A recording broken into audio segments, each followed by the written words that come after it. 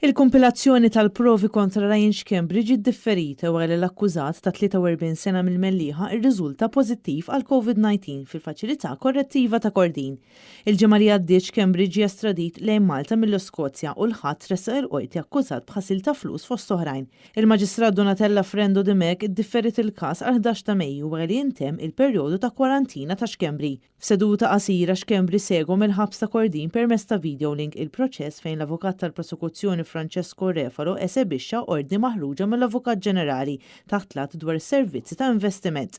Ryan Xkembri, kuġin tal-ex Chief of Staff Kassilja Keith Xkembri, kien ħarab mill-pajjiż fl-2014 b'40 miljun euro f'djun ma' diversi negozji u individwi. Dan wara li fallit il-katina tal-kumpanija More Supermarkets. Bħala direttur tal-More, Xkembri jista' jkun marbut mad-dejn tas-supermarket li wassal għal tal-avukat Carmel Kirkop li kien wieħed mill-investituri fil-falliment misterjuż tal-istess supermarkets. L-avukat kien sellef 750,000 euro lil More Supermarkets f'Marzu tal-2014. Ryan Xkembri kien inizjalment ħarab lejn Dubai iżda spiċċa arrestat fl-Iskozja il-ġimgħa li għaddiet. Il-Pulizija Maltija kienet talbet ħruġ ta' mandat ta' arrest Ewropew. Xkembri nqabad meta l-awtoritajiet tar-Renju Unit immultaw fuq overspeeding u ġie identifikat.